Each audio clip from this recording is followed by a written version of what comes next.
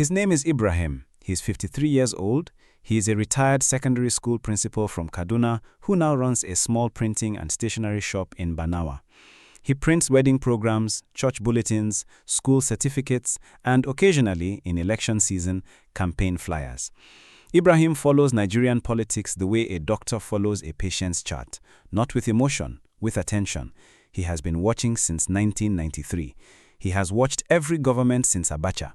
He has opinions, but he keeps them quiet. His shop is close to the market and he serves customers from every party.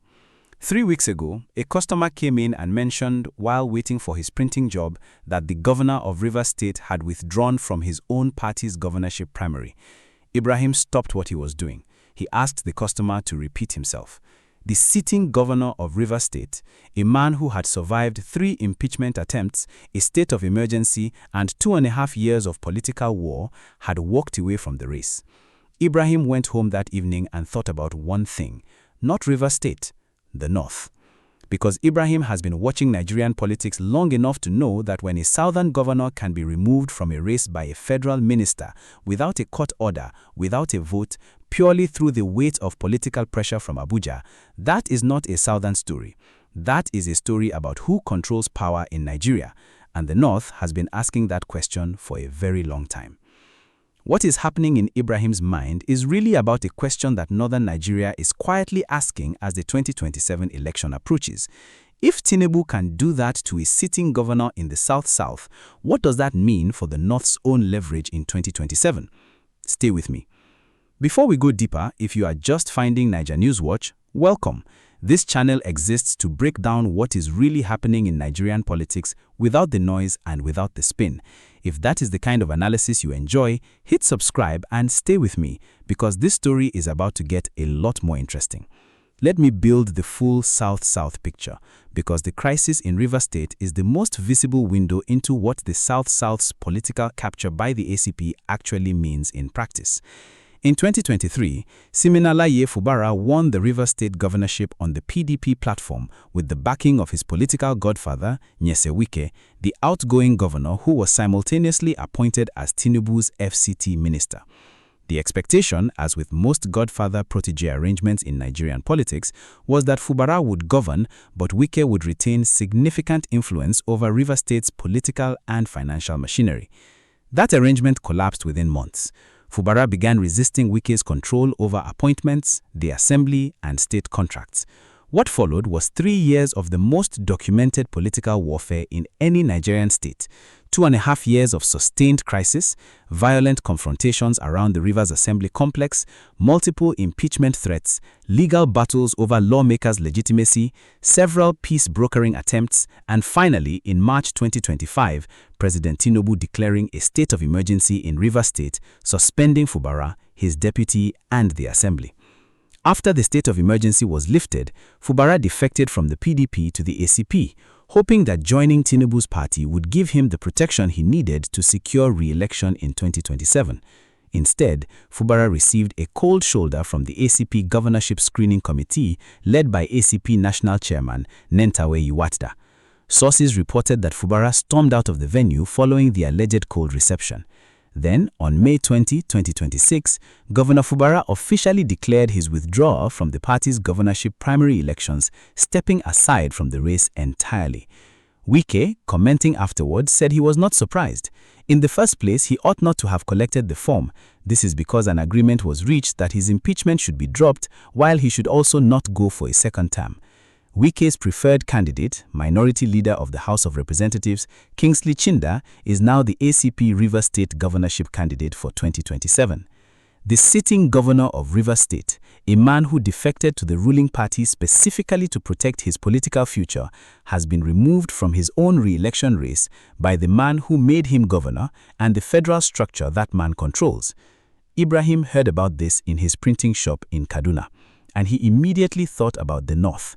Let me explain the institutional rules, because the Rivers State crisis reveals specific constitutional and political architecture that has national implications. The governor's constitutional powers. Under the Nigerian constitution, a sitting governor is the chief executive of his state. He commands the state civil service, manages the state's executive structure, and is directly elected by the people of the state. No minister, including the FCT minister, has any constitutional authority over a state governor's decisions. But Wike is not just the FCT minister. Through an arrangement he described as the Rainbow Coalition, Wike controls both PDP and ACP party structures in Rivers State simultaneously. He pledged his group would produce Fubara's successor. According to sources close to the presidency, the president handed over the political structure of Rivers State to Wike. This is the institutional gray area at the center of the story. The constitution gives the governor formal power. The party system, and specifically the presidential control of party architecture, gives the minister real power.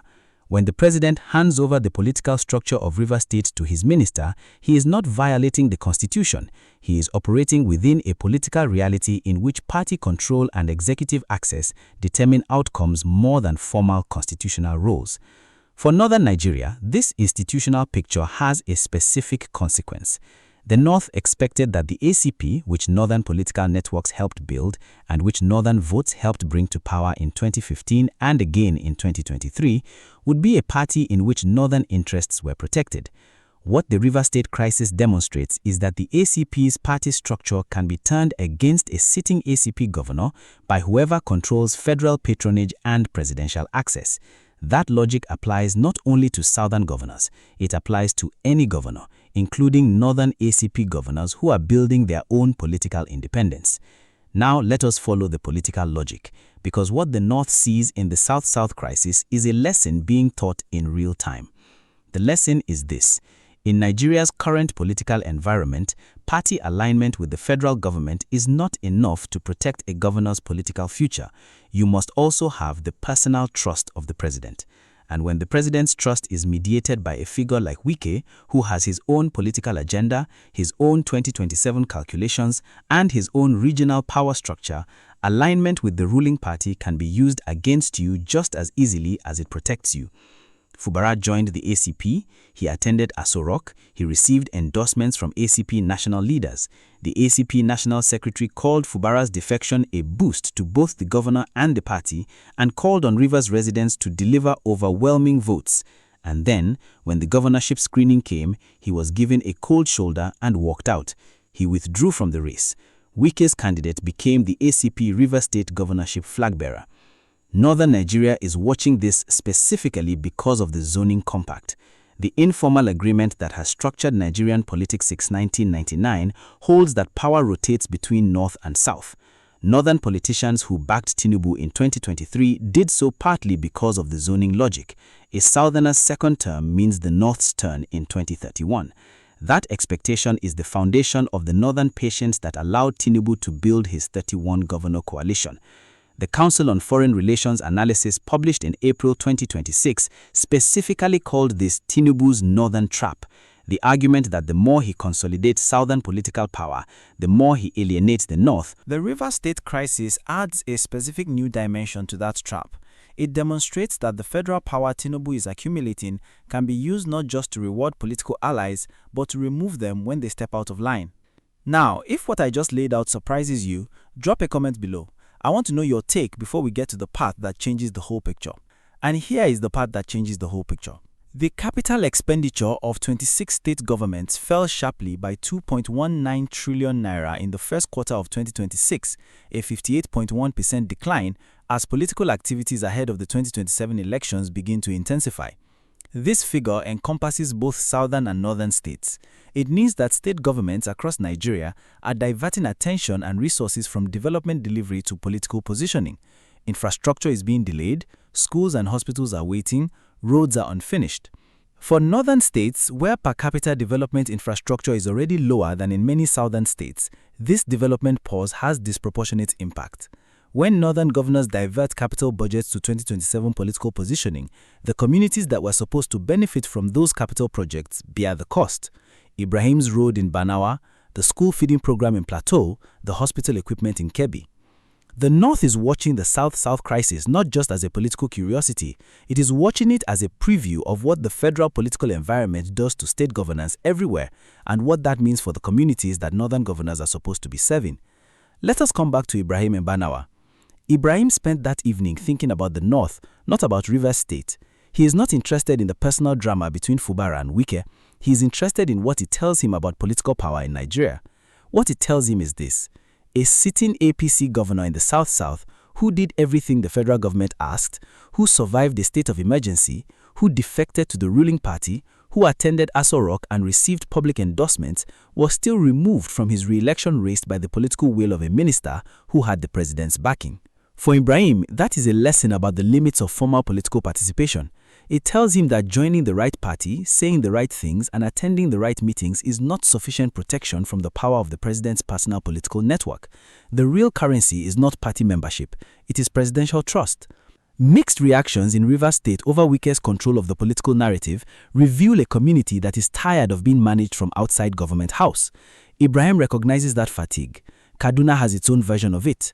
Every northern state where a governor is calculating whether his political future depends more on his local constituency or Aso Rock's approval is experiencing a version of what Fubara experienced in Rivers.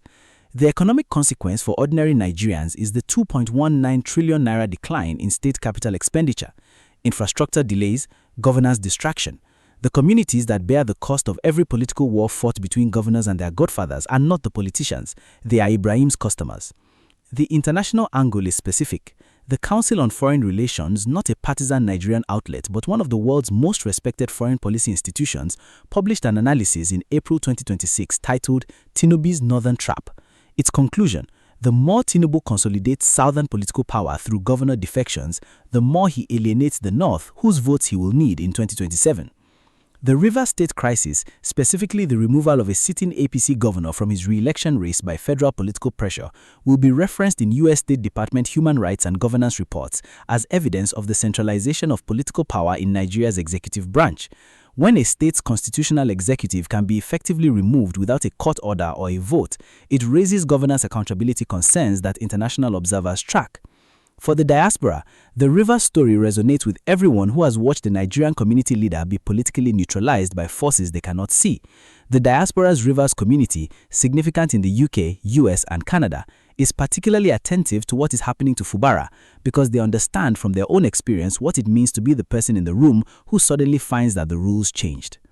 Let me give the strongest argument for why the Rivers State crisis is not as damaging to Northern-Southern trust as this analysis suggests. The argument is this: Fubara made a deal. According to Wike, an agreement was reached that Fubara's impeachment should be dropped while he should not go for a second term. In Nigerian political culture, political agreements carry moral weight even when they have no legal enforcement mechanisms. Fubara allegedly agreed not to seek re-election in exchange for the removal of the impeachment threat. When he tried to back out of that agreement by collecting nomination forms, he violated the terms of his own political accommodation.